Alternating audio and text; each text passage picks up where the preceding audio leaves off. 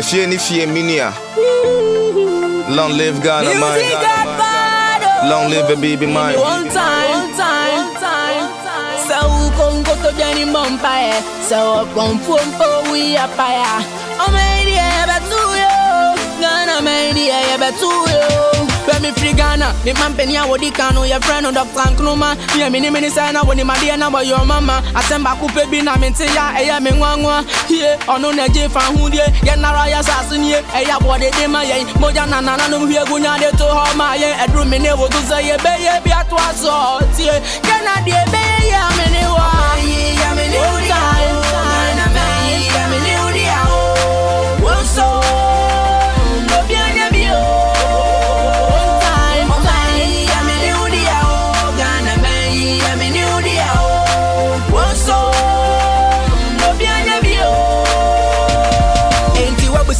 Enjankei omwa didiana anam possess every obiana wo enani ejana enti yemfezi kan ton safangu from na mo frayina kom na yento jomo kanfo ya ho say ya kai na no mo da bi enso wugidi bidi won sam yenu ne didi Ghana city obi apebi yenti na to ya ni greedy abra janka biti baby ananka wo ko suku ibia ebia ko bi ni mi bia wo ya wo na wo su onya twene hu ti ma ba fun yente ya to sana nkuti e kan so wo ko parliament akona ko anazo say mundu to me kam ko to ma power me fa janka ko ya ba wa na say masa bibia wo me fan ko shabon sam tawa anya sana koti power when one go try a bank power when me nyansa se menye ba na ye kasa kwa meyi ye ya don in power ye muntie Ghana man you pana edie meyi ya me ni odia o Ghana meyi ya me ni odia.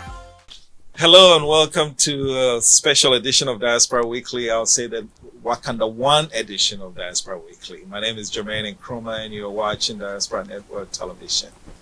Today we have a lot to cover, so I'm not going to do a jangle. So we're going to dive right into it. I got two of some of the most beautiful. And when I say beautiful, they're going to laugh because before we got on air, now beautiful means a whole lot more than the rest of you know. But we're not going to get into that. So let me first introduce my guests. I have Dr. Johan LeBlanc, right? Very well, yes indeed. Very good. Spokesperson for the Wakanda 1 trip, ADDI trip to Ghana, the Wakanda 1 projects. Welcome. Certainly, thank you. And I have with us Vernon Sims, yes, who is a spokesperson for the investment piece of ADDI, which is ADDH, the holding company. And they are here, they arrived. One of them hasn't even eaten yet. Can you believe that? So please help me welcome my guest. Welcome. Thank you for having us. Thank you. Thanks for joining us on Diaspora Weekly. Certainly. You just came in to Ghana. When I first interviewed Dr. Arekana Chombro, she said we're descending. And I took that word to mean we're invading Ghana. So welcome. Thanks for invading us. Certainly. Let's hear about yourself. I like my guests to talk about themselves. Let's start with LeBlanc. How are you doing? I'm doing very well. Thank you for asking. Yourself? I'm doing wonderful. Sure, certainly. Considering something that went on between the two of you that, again, we're not going to talk about. Certainly. Welcome again. Thank you. Tell us about yourself. You've been on Diaspora Weekly before. Yes, I have. Yes. Yes. And now you're here live and in living color. Certainly. Tell us about yourself. Well, I live in what we call the DMV, the DC, Maryland, Virginia area in the United States. I am a part of the ADDI and I serve as a spokesperson for the Wakanda 1 Trade Expo that will take place from now up until December the 13th. Okay. And I'm here today because of Her Excellency Arekana Chombro, who has really inspired us as children of the diaspora to get involved and engage in the development of the African continent and obviously here in Ghana. So we are all here to support her vision. She is a transformative leader who has really opened the eyes of the diaspora. And when I talk about diaspora, I'm talking about people of African descent, whether it be in the Caribbean and the Middle East or Southeast Asia, because Black people, we're everywhere. Children of African descent, we're all over the world. and some will say even unthinkable places, but we're there, right? Iceland. Absolutely, Yes. we're everywhere. And the idea is to bring us back home, to utilize our talents, our ingenuity, our experiences, to collaborate with the people in these various countries in order to make Africa more economically prosperous, an Africa where our children can certainly pursue life, liberty, and happiness. Very good. Welcome. Thank you. Mr. Sims. Yes, welcome. sir. Thank you very much. I Who feel very is welcome. Mr. Vernon Sims? Honestly, today I feel like one of the most fortunate people you've ever met, to have the opportunity to come and speak with you here in this venue, and to have had the experiences of that we had today. Just almost speechless as I keep rambling on. Right. I'm born and raised in northeast of the United States in Connecticut, and currently residing in the Seattle area in Washington State, all the way on the other side. Oh God, I'm jealous. A beautiful, beautiful, just picturesque Yeah. location when the sun is shining. It's gorgeous. And having had the opportunity to live in various portions of the United States, I've witnessed our culture really being attacked, who we are as human beings never actually being validated, and part of that lack of validation leads us back to the oppression that colonialism has had on the entire continent, along with Ghana. Okay. And as was expressed earlier, humbly to come back together as a diaspora to bring that technical knowledge learned abroad and apply it in a focused manner such that we can assist in the development and prosperity of our mother continent. Okay. It's the magic that Imboster Chiambari Quo has helped to vitalize and invigorate in all of us. That's good. And it's a passion. Wow. And the universe has brought me here, brought us here, connected us here in Accra as we all come in, some nearly 200 of us Yeah. come in from around the world Yeah. to celebrate Ghana, to celebrate Accra, to celebrate in Cape Coast, That's good. the Wakanda One, City of Return, Yeah. Is and this all your the first aspects of it. time? This is my first time in Ghana. Okay. I've traveled to the continent back in 2006. Okay. I was in Nigeria for about 3 months. Very good. Yeah. Both of you touched on a bit of oppression back in the States. Is that, in other words, okay, so let me play a bit of a mean devil's advocate. Sure. In other words, if everything was hunky-dory, would you come? If everything was back hunky-dory, back in the States, no oppression, everything, would you have come? Well, I'll just speak for me right now. I'm not saying that I don't live well, and at the same token, having traveled on at least 3 continents, I can see that even as a child, prior to traveling to Europe and to the African continent, I always wanted to come here. I always wanted to participate in what it is that is Africa. I think I got separated from that desire for decades, actually. And, you know, everything happens when it's supposed to happen. Yeah. So, short story long, Yeah. I would still be here. Okay. I would still be Okay. here. Because there are so as we deal with diaspora issues, right? You know, people of African descent have wanted to come many times because it's a reconnection and everything. And I think the George Floyd issue and Black Lives Matter only accelerated that. And now people are saying that, well, now you look like you're home. But at least you, I know, came to Africa many times before even these happened.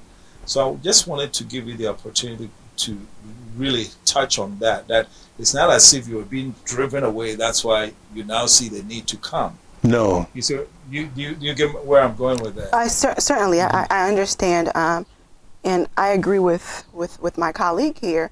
We're not here because there is oppression at home and we need to find a refuge. Okay. Because the reality is wherever you are in the world, there will be oppression. Exactly. Like, for example, in Ghana, race may not be an issue, but it's tribalism. Exactly. It's classism. It may be colorism, Right. some will say, right? So for us, it's about acknowledging that we are children of Africa and we have a duty to come home it's our home. We belong here. We are just like any other Ghanaian or any other African on this continent. It's just the fact that with the slave trade, we were dropped off in different parts of the world. Some of us were dropped off in the Caribbean. Some of us were dropped off in the United States. And so on. So we are children who are just coming back home to utilize our expertise to help with the development. We're not coming to take anything away. Right. We're coming to help with the development, to collaborate, right? To foster better relationships when it comes to trade, when it comes to education, when it comes to all different sectors. Okay. That's what we're here for. Okay. Now, some will say that they're leaving America to come to the United States because they're running from oppression. Right. And if that is your mindset, Then fine. you're doing it for the wrong reason. Right. Because when you come here, there will be challenges. And where are you going to go then? Yeah. So it has to be something it has to be bigger than just you running away from something. It has to be a passion. It has to be something that you deem necessary, and you understand that this is your home and you're coming back home. Okay. Nothing short of that. Very good. Yeah. Both of you have been on the continent before this trip. So my question to you is, before you first set foot on the continent, how Africa looked to you versus what you saw when you first came? Is there a difference? Should I? You may, of course. Certainly. Yeah. So, as you know, I'm originally from the Republic of Haiti. I left Haiti when I was 9 years old, and I've lived in the United States ever since then. So, I had an idea of what Africa would look like based on my own country. So, nothing I've seen here in Africa shocks me.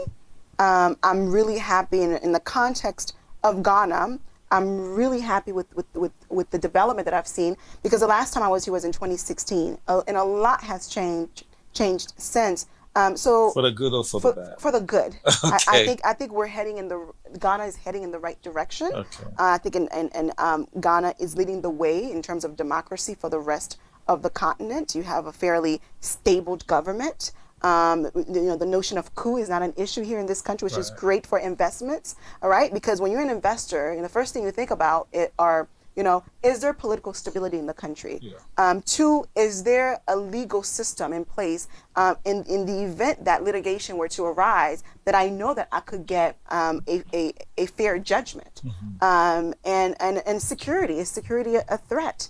And I think we've checked the box for all three here in Ghana, which makes it open for business for investors in the diaspora, children of Africa, to come here and invest in various areas. But the media has done a really good job at showing the complete opposite of Africa. Because for the average person, when you think of Africa, you think of humanitarian assistance, you think of illnesses, you think of a host of challenges, political instability. But I think social media has done its part, especially with the youth, promoting Africa in a different lens. So for me, nobody can tell me about Africa, because I'm an African woman, and coming from the Republic of Haiti, I knew exactly what I was getting myself into. And by the way, just taking a note from a previous, this a young woman that got on a plane and landed in Ghana by herself without anybody holding her hand, walked away from the airport to Airport City and said, I'm home. I mean, nobody can tell me otherwise. So yours is a different story.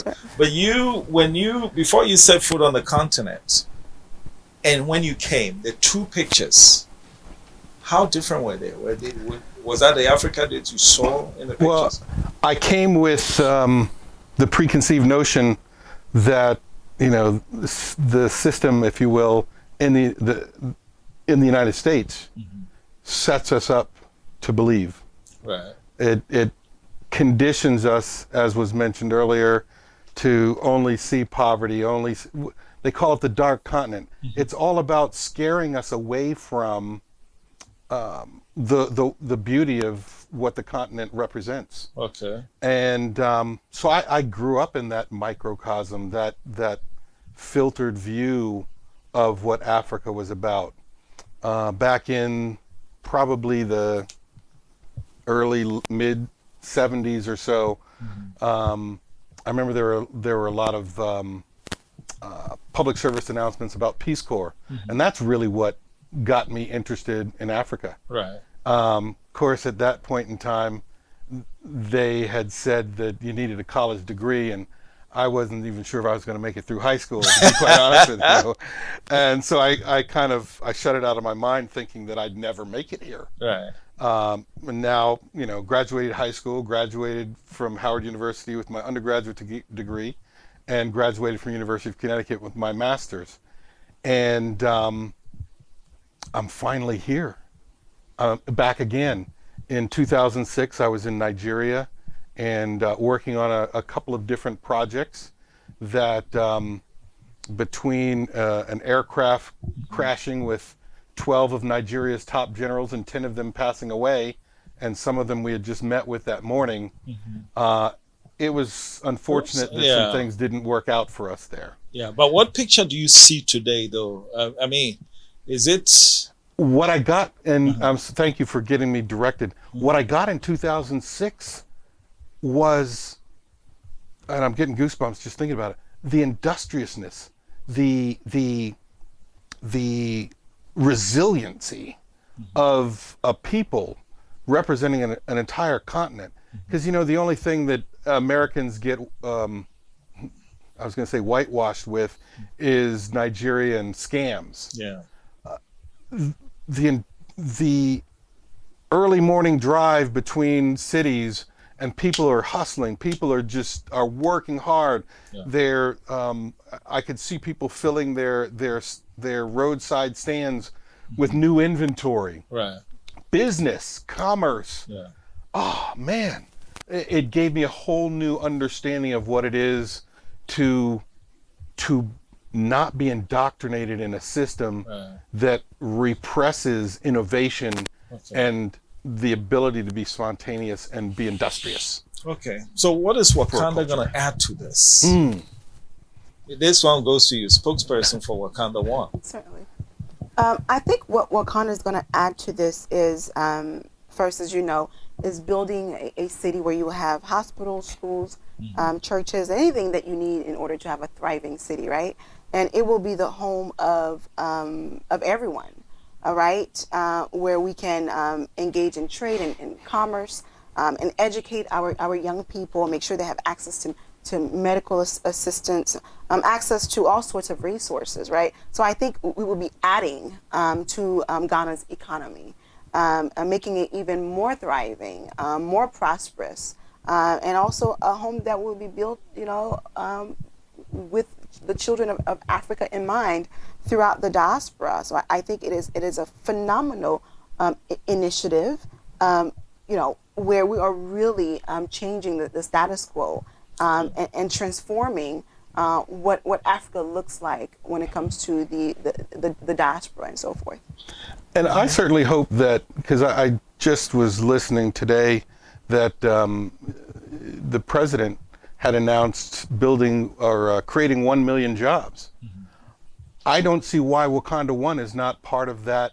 Absolutely. That structure, because we're not a group that's bringing in, like some countries that invest in the continent, bringing in their own people to do all the work and remit to some other country. I'm not saying who. Remit to some other country finances. We're going to hire here. People are going to have not only education, not only IT training, but opportunities built just from building this infrastructure. Let me look in the camera and say this. If you're an African leader and you see Wakanda ADDI coming, you need to pay attention. What you just said, and again, we're not going to get into names, but we know a certain country, if you hire them to do a job for you, they bring in everything, including their kitchen utensils. But you guys are going to hire all that from Africa. You basically come in with their resource, the money, their expertise, and that's it. All the employment is going to be created in Ghana. Considered additive. Look at that. Additive. And both of you, when we were coming, you touched on something. Whereas others arrive with a chip on their shoulder, yeah, we're coming to do for Africa. You're coming with a different attitude. What's that attitude? Collaboration. Collaboration. Absolutely, because it's through collaboration and humility, as my colleague talked about earlier, that we can make this happen. I think one of the greatest issues with Black people in general, regardless of where you may be, is the lack of unity that exists, right? So through collaboration and humility, you can certainly create the unity that is required in order to make this happen, to make the African continent even more prosperous. So the idea of coming in and imposing your views and your agenda on a people that's been on an existing group of people is one that would not be embraced anywhere in the world, right? You have to come in and understand the culture and respect the culture for what it is, and be willing to learn, because there's a lot that we don't know, right? So being able to exchange ideas, and you think of the brain drain in the context of Africa, it's helping to fill that gap, right? You have a shortage of doctors, a shortage of engineers. It's bringing those folks back to the motherland to help with the rebuilding of the African continent through collaboration and unity. Okay. So collaboration is a great word. But here's the thing. Love. That's the difference. Okay. There's love in our hearts. Okay. So collaboration and love, great. But you know what? With every project, there are bumps. Absolutely. And whereas you come with a collaboration intent and everything, there's always going to be that one person, those two people, and say, these people, I have plans for them. What plans do you have for people who have plans for you not to succeed? I think, Jermaine, I think that sentiment is everywhere in the world, wherever you may be. I don't think. It's not unique to Africa. So you're always going to have the naysayers. You're going to always have the roadblockers. But the goal is to stay persistent. Remember the mission. Understand why we're here, and understand what we're trying to accomplish 10, 5, 20, 50 years from now. Because we're not looking at this from a short-term perspective. We're looking at this 100 years from now. What would it mean for the African continent? In particular, what would it mean for our girls, for our women? Because you always say this, you educate a girl, you educate an entire country, right? So making sure that they have access to the resources such as education, healthcare, mental facilities to address some of the mental illnesses that exist in our communities that we don't even want to talk about, right? But to go back to your question, just focusing on the vision and understanding why we're here and what we're doing and what we're trying to accomplish ultimately, because they're going to be there, and we have already faced them even with this trip, right? There have been some challenges, but it's life, it's human nature. It's again focusing on what's important and the people that we're trying to serve ultimately. This is about service as well. All right, Vernon, what do you see thus far? What have you seen? You got here 24 hours ago? Yes. And I might add, you haven't eaten in 24 hours. No, I haven't eaten in 24 hours. Wow.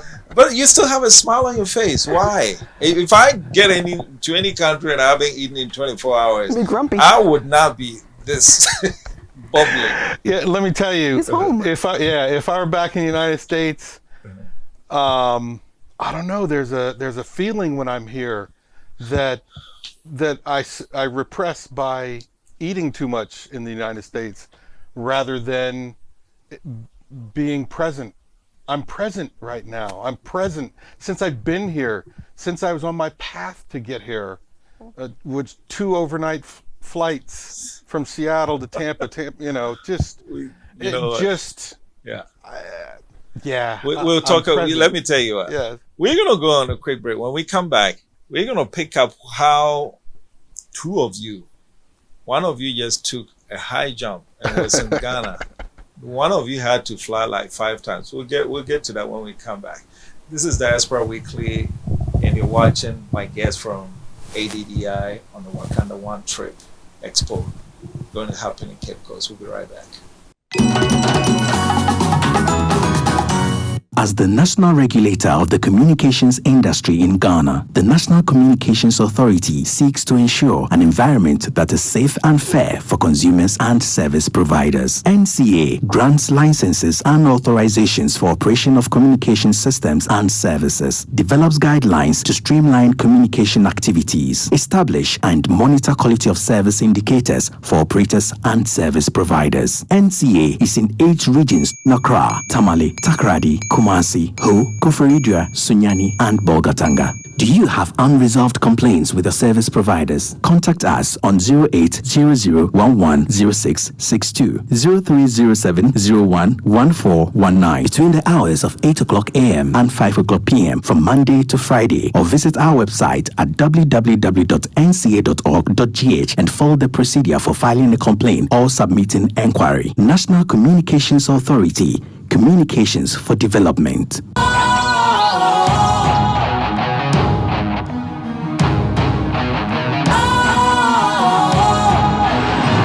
What's cool, fresh and trendy with a new look?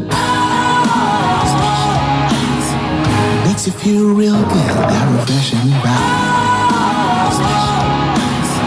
Satisfies you right just the way you like. Do you know? Do you know?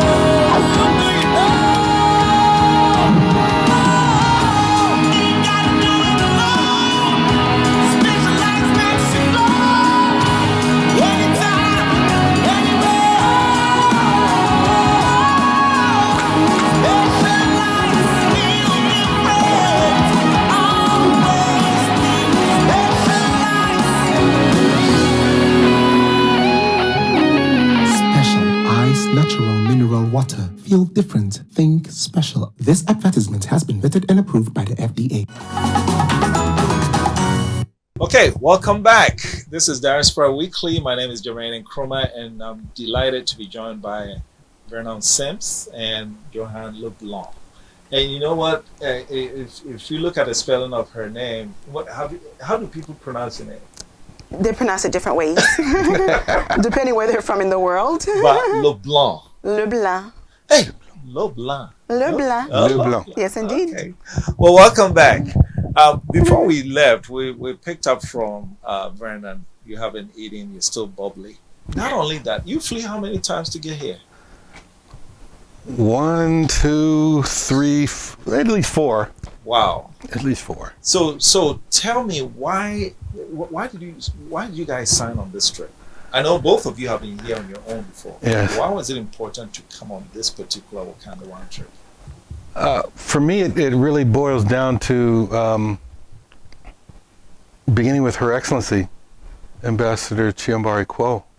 A couple of years ago, I forget because COVID-19 has thrown me off for a year or so, but a couple of years ago when she was still the AU ambassador, and then shortly after my coming to know of her, no longer being the African Union ambassador, I was fired up. I was upset, angry, and then come to find out that she formed ADDI, which she'd already been considering prior to that. I was like, oh, those short-sighted people, I am so grateful for them. So this has been churning inside of me for quite some time.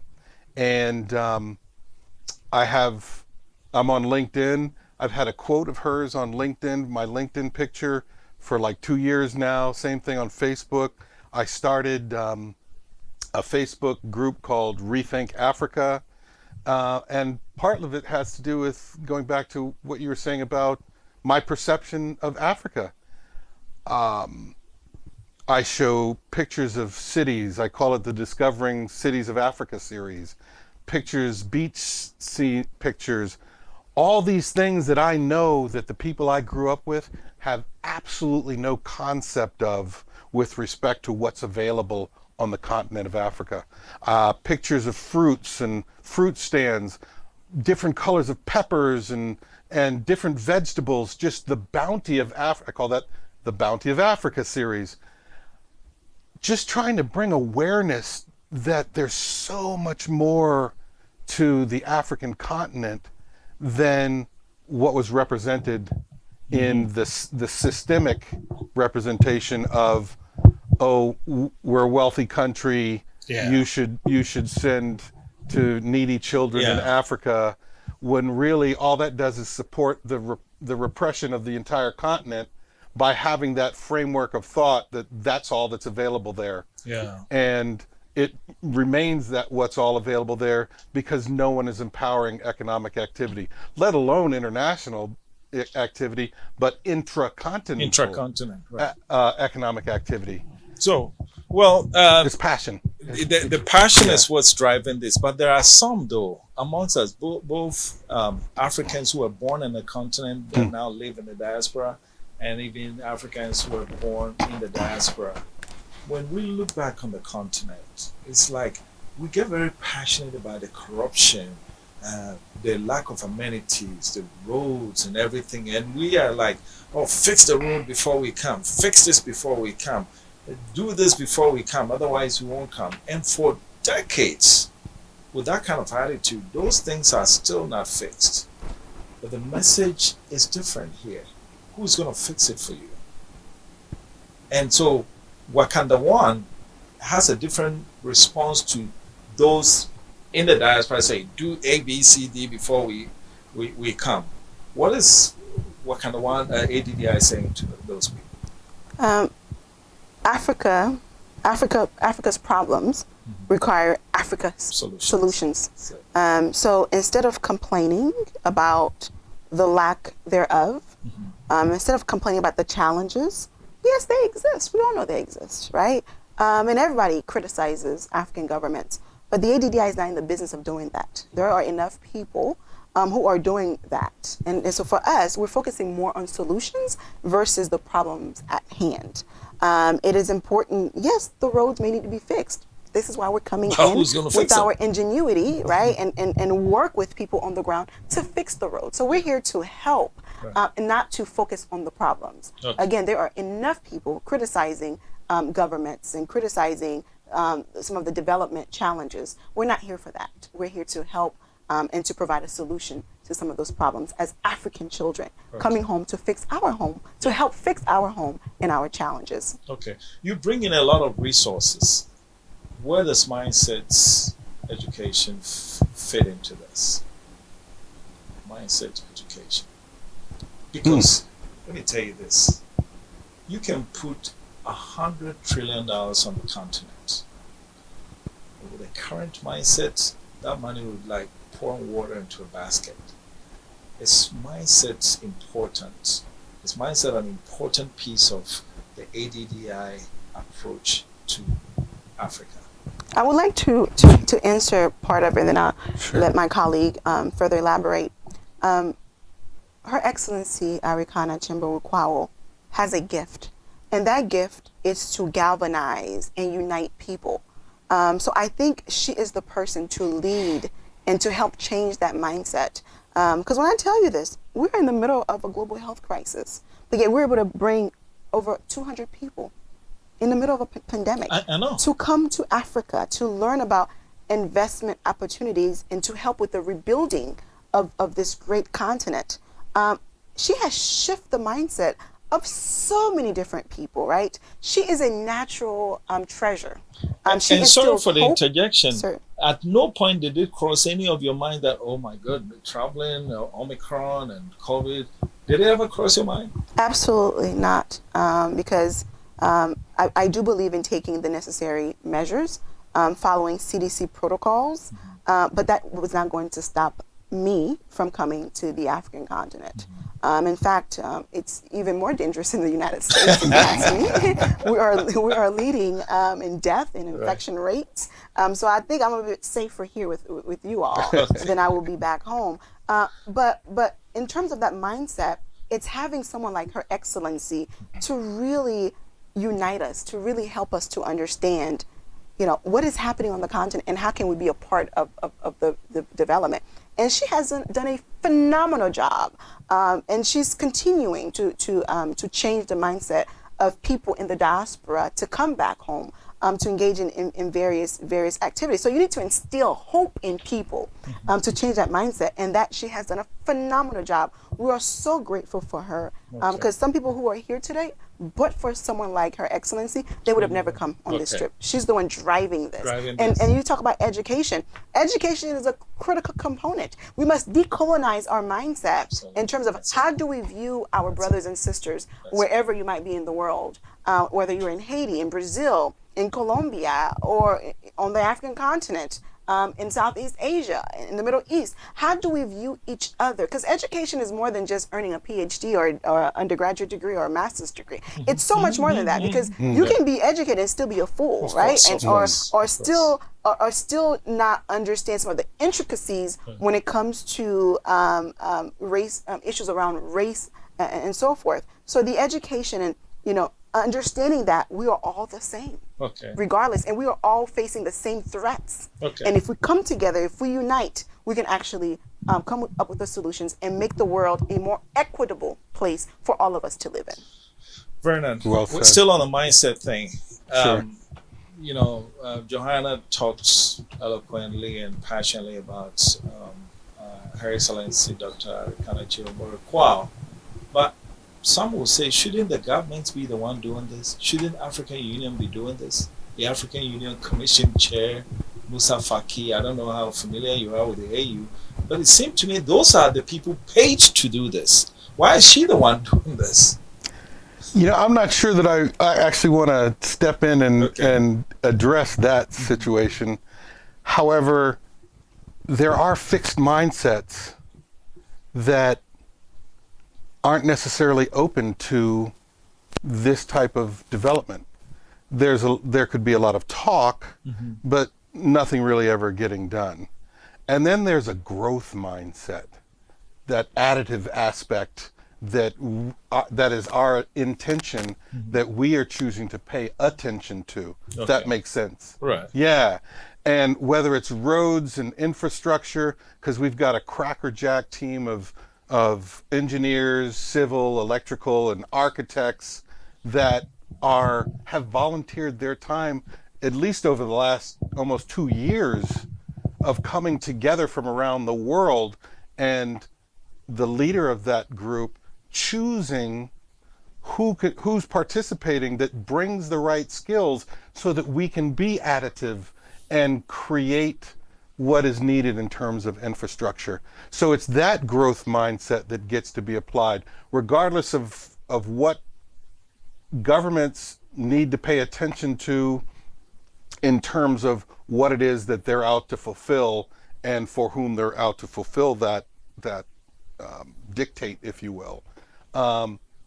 Sometimes it does take a grassroots effort with love and again, attention paid to intention, so that we can actually build momentum.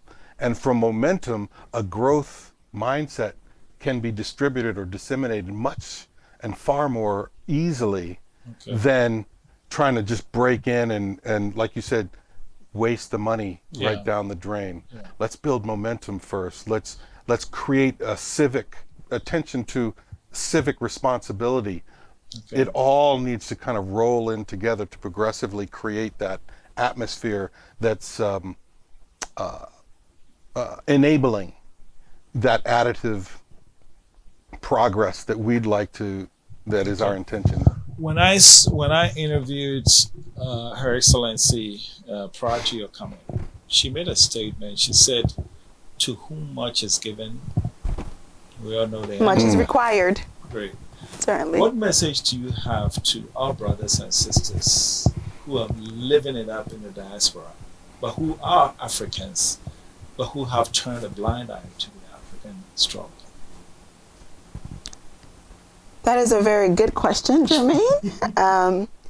What I will say is that if you're Black, you're African, whether you want to acknowledge it or not. You need to understand that there's a continent that is open and ready to receive you. You also need to understand that you have talents, you have skill sets, you have the ingenuity that could aid in the development. You belong to different groups that will be happy to embrace you and to welcome you into various countries across the African continent. And I think it is time for Africans, African Americans in particular, to look beyond the 50 states that we have in the U.S. when it comes to wealth building. The data for African Americans when it comes to economic development, the state of Black America, is disappointing. It is, we've made some progress, but we have a long way to go. And we cannot fight this fight for social justice without the economic component. And Africa is open for business. Okay. Come here, invest, help yourself to build wealth, and at the same time, let's help build the Africa that we would like to see. Let's make it a better place, especially for our girls and our women, to ensure that they have a better and brighter future. Yeah. Look, okay, I was sick with Johan. That's fine. Johan just mentioned something that she said, you feel African American or African living in the diaspora. You have a group of people that are here in Africa ready to receive you. And talking about receiving, that's just what happened about a couple of hours ago. You guys were received in a very elaborate event at the government chair where you guys are officially honorary guests. What did that mean to you, Brennan? I would have been crying my eyes out if I weren't so in shock. Just touched by the moment and the passion and the honor of being presented such a privilege. I still find it hard to express my gratitude. One lady just broke down. Yeah. What's her name? Amira, our colleague. Yes. Yes, indeed. I'd have been crying right next to her if I hadn't been in such shock. I told Her Excellency the same thing. Yeah. Absolutely. It was very moving. Yes. And so I'm gonna have final question for you both. Yours is this: Africa is 17% of the world's population, sits on 34% of the resources that the world needs, but has 40% of the world's poor. Solve that equation for me. I don't think I can. I don't think I'm smart enough to do that. But what I can tell you is that those numbers are daunting. It's so bright. It's disappointing, it's discouraging, but that's why you have the ADDI. Yes. To help bridge the gap. Understanding that, and you have the Continental Free Trade Agreement, which Her Excellency was a major champion for, to kind of ensure there's trade within the African continent. Yes. Trade with other nations versus just looking outside of the continent. When you look at, for example, the AGOA, the Growth Opportunity Act, for trade investments between the United States and Africa. It is time for Africa to look at itself for solutions. You cannot wait on other nations to provide you with trade agreements for you to develop your own countries. Right. Because we've seen apparently it's not working, because the numbers that you show they're daunting, right? And a country cannot build itself through humanitarian assistance. You would never grow. A country, the private sector is the backbone of any nation, regardless of where you are in the world. So to change those numbers, even though I don't know how you necessarily solve the equation, but one of the things that I could say is to change that is to focus on investments, like my colleague is directly responsible for, because it's the investment that's going to bring jobs, that's going to change the economic conditions of people in the country. With jobs, you have access to education now. You have access to healthcare. You can build a home. You can send your children to college. You can vacation. But without the investment component, direct foreign investments from the diaspora and from other parts of the world, you cannot have a thriving Africa. Not on the existing model, which is for humanitarian assistance. Yeah. Humanitarian assistance will only keep you at the Keep status down. quo, and those That's numbers that you just shared will only get worse, if you ask me. That's right. So we have to focus on investments. Investment. And, Okay. and the former colonizers will continue to Oh, they love it. gain They wealth. love it. Exactly. Yeah, here. It's a full circle. With the right hand. Oh, here's some financial That's aid for right. you. With the left hand, then with the right hand, grabbing 500 All the million. resources. You know, so that's, we know, but the question is, what are we going to do about it? Yes. And so for you, your question, final question is, when this trip is over, the next 10 days, what would you have loved to accomplish? Wow. That is an excellent question. Very loaded. Yeah. I want to come back with more ammunition.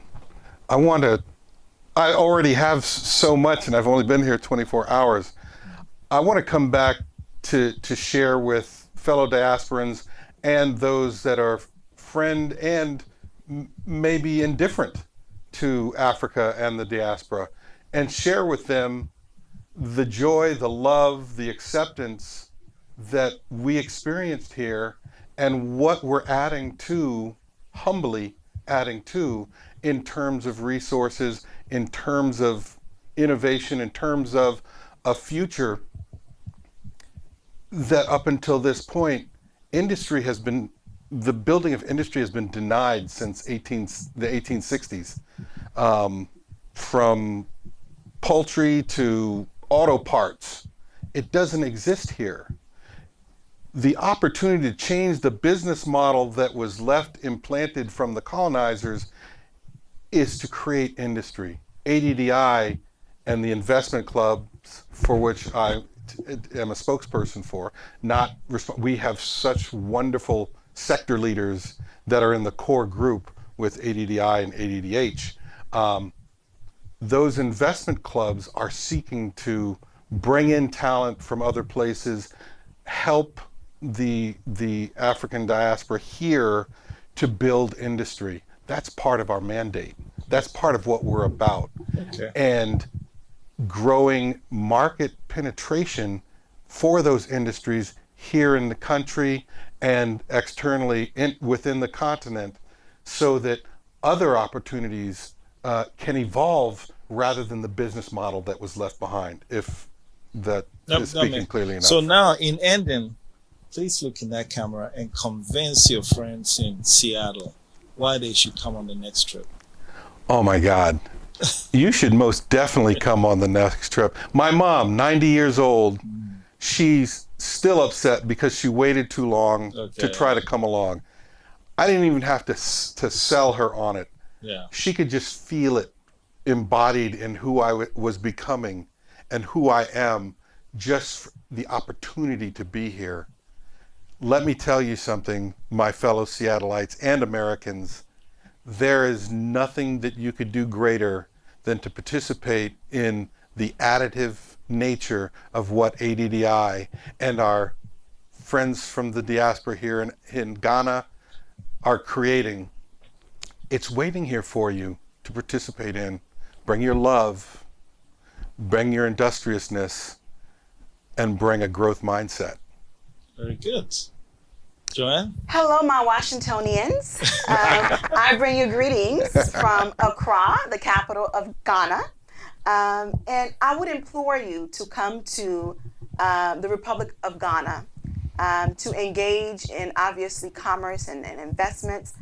But if you're not interested in commerce or investment, and that is fine, because there is something for each one of us. For you, it could be education, it could be medicine, it could be tourism, it could be government, whatever the case may be. Come home. Come learn about your culture. Come learn about where you came from. Because what we all understand is if you are Black, we were all part of the slave trade that dropped us off. First we were kidnapped, and then we were dropped off in different parts of the world. This is your home. This is where you're from. This is where you belong. So come home, come explore, and come learn what Africa has to offer and what you have to offer our beloved Africa. Thank you.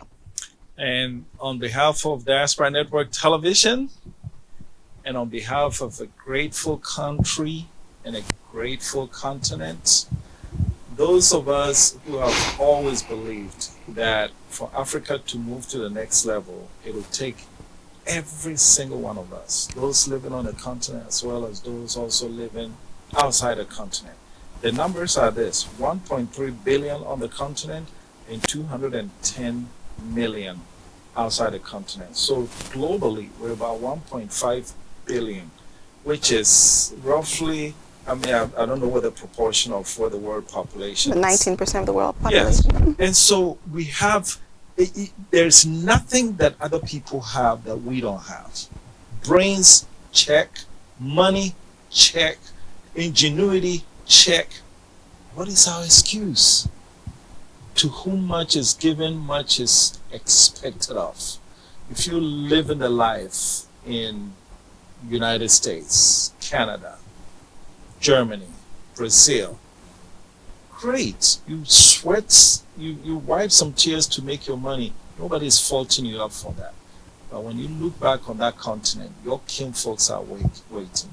They're going through, for lack of better expression, hell. Okay? And all it takes for you to look back. Nobody is asking you to necessarily move back. Look back. You can still maintain one leg wherever you are, one leg here, and still make a difference. Because with ADDI, this trip is different from any other trip that I've seen, because it's a galvanization of people of all walks of life who feel the passion and who have the necessary resources to be able to make a difference. And so today I'm making a personal plea. If you're watching this, go to ouraddi.com, sign up. And whatever it is that you control personally, your gift, sign up and make a difference. So on behalf of Diaspora Network Television, TNT, and on behalf of Ghana, I want to thank you guys both for coming. Brennan Sims. Thank you from very much. Seattle, where I am so jealous. God, I can't believe. Next time I come to the Saves, I'm coming over. Yes, please. And Washington, You're welcome. D.C. You rub shoulders with all the big boys. But you guys took time to come and hang with us, so we're grateful. Thank This you for has been having us. Diaspora Network Television, DNT, Diaspora Weekly. Stay tuned for our programming. Thanks for watching. If you minia, long live Ghana, man. Long live the baby, man. One time. So come go to Jenny Bumpire. So come from we are fire. I'm ready, but to you. Ghana, my dear, but to you. When me free Ghana, me man penny a wodi kano. Your friend on Dr. Nkrumah. Me a mini sign a wodi my dear na boy your mama. I send back up baby na me ya eya me nwanwa. Here ono na je fan hu die. Ye na raya sasin ye. Eya body de ma ye. Moja na no hwe gunya de to ho ma ye. Edru me ne wo to say ye be ye bi ato aso tie. Ghana de be ye me ne wa. Ye me ne udi na me ye me ne udi a o. Wo so no bi anya bi o.